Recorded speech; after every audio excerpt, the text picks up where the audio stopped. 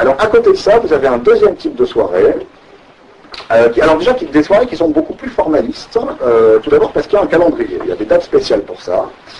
Un calendrier où ces gens se réunissent pour des cérémonies que j'ose pas appeler religieuses, hein, ou alors c'est anti-religieuses, des cérémonies de type mystico-ésotérique, disons magiques, voilà, des cérémonies magiques, qui sont présidées par un célébrant. Alors là, je ne serais pas capable de vous dire s'il s'agit du grand prêtre du serpent à plumes ou de je ne sais quelle autre aberration. Toujours est-il que dans la bouche de papa, c'est un célébrant. Un célébrant qui sacrifie des animaux pour le tournant. Et puis, je pense que vous l'avez senti venir, pour les grandes occasions, ces sacrifices humains de proies, donc capturés dans je ne sais quel bas-fond toulousain.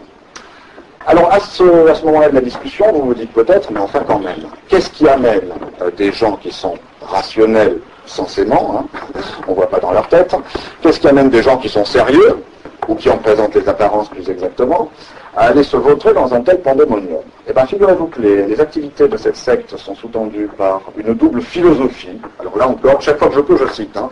Philosophie, c'est le terme employé par papa. Le problème, c'est que ça veut dire sagesse, donc je ne suis pas sûr que ce soit adapté. Une double philosophie, donc, avec laquelle on endoctrine les nouveaux adeptes. Alors, de quoi s'agit-il? On leur vend, en quelque sorte, une culture de l'accession à un nouveau niveau de conscience par la mortification de la chair. Alors, je vous laisse imaginer au tête quand papa nous parle de la mortification de la chair. De quoi s'agit-il? Je reformule, mais peut-être d'une manière un petit peu bancale, mais en tout cas, c'est ça que ça veut dire. Il est question, pour libérer l'esprit, d'éteindre le corps. Voilà. Et pour éteindre le corps, il va falloir, pour éteindre le corps sans mourir d'ailleurs, parce que ça c'est une extinction définitive. Pour éteindre le corps sans mourir, on va le saturer de sensations, de plaisir et de douleur, qui sont procurées donc par ces soirées, hein, le tout exalté par les drogues, jusqu'à ce que les capteurs sensoriels disjonctent. Et alors là, eh ben, quand vos capteurs sensoriels disjonctent, eh ben, c'est le nirvana, c'est l'ascension spirituelle. Voilà pour le premier point. Et puis on s'est complété par un deuxième volet qui, lui, prêche de briser tous les tabous, de transgresser toutes les règles. Donc voilà ce qui les mène de la partouze au meurtre en passant par le viol.